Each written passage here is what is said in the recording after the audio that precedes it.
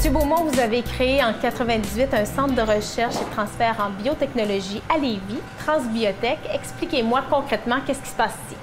Alors, qu'est-ce qui se passe à Transbiotech? C'est on fait de la recherche appliquée, de la recherche technologique pour les petites et les moyennes entreprises en biotechnologie, plus précisément sciences de la vie, sciences de la santé, aliments fonctionnels et nutraceutiques, produits santé naturelle, petites et moyennes entreprises du Québec et de plus en plus vers l'international. C'est quoi les avantages pour les PME de travailler avec vous? Alors, l'avantage, un centre collégial de transfert de technologie, c'est une appellation qu'on obtient du gouvernement du Québec. Nous sommes 46 au Québec. Nous sommes le seul en biotechnologie dans la grande région de Québec. Et les entreprises qui font affaire avec nous, on doit des crédits d'impôt pour la recherche et le développement.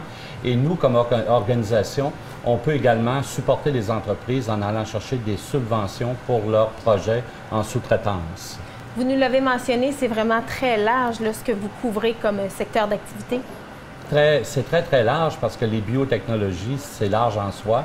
Alors, on a vraiment orienté nos créneaux de recherche vers des secteurs très particuliers que notre directeur scientifique va vous expliquer après moi. La majorité de nos entreprises viennent du Québec, comme je l'ai dit. Nous travaillons bon an, mal an avec une centaine d'entreprises, dont une vingtaine qui nous confient des projets de recherche et développement et 80 qui nous confient des projets d'analyse dans des secteurs bien précis. Quels sont vos projets pour les prochaines années? Est-ce que vous allez ajouter des secteurs d'activité à ceux qui sont déjà existants? Oui, certainement. Alors, en 14 ans d'existence, nous avons précisé nos créneaux de recherche et nous travaillons présentement pour mettre en place une unité de recherche sur la peau. En fait, tout ce qui touche les produits cosméceutiques et également les maladies de la peau. Une section de recherche qui devrait être opérationnelle d'ici 1 année à 2 ans. Nous travaillons ce projet-là avec la France et en collaboration avec Québec International, qui a le mandat de positionner la grande région de Québec sur l'échiquier international. Ce sera un projet à surveiller. Merci beaucoup, M. Beaumont. On va aller rencontrer le directeur scientifique, M. Yvan Boutin. Merci beaucoup.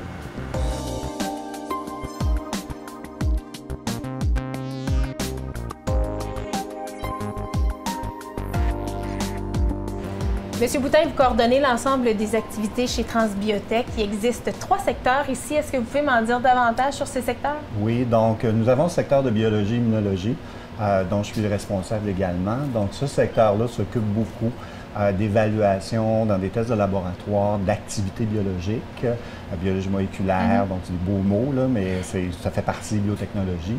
Un autre secteur qui est la pharmacologie, dont Esther Millette est la responsable. Ce secteur-là regarde les effets, l'efficacité de molécules dans des modèles animaux, entre autres. On utilise des rats et des souris.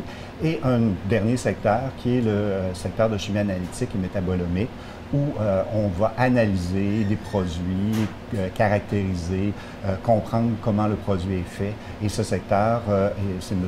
Maxime Maheu qui est le responsable. Pour qu'on puisse se faire une image, là, parce que je suis un peu curieuse, pouvez-vous me dire un exemple, mais c'était un exemple de produit qui pourrait atterrir ici? Effectivement, nous, on travaille beaucoup avec les produits de santé naturelle ou des aliments qui peuvent avoir une action sur la santé. Donc, on accompagne les entreprises en recherche et développement pour démontrer l'efficacité de ces composés-là. Donc, on peut partir d'un extrait végétal, par exemple, d'une plante. On peut, par le secteur de chimie, caractériser, savoir quel type de molécules se retrouvent à l'intérieur. Par la suite, on va regarder l'efficacité au niveau biologique et on va déterminer l'efficacité dans des modèles animaux. Est-ce que oui ou non, ça peut fonctionner, par exemple? Est-ce qu'on a un pouvoir anti-inflammatoire?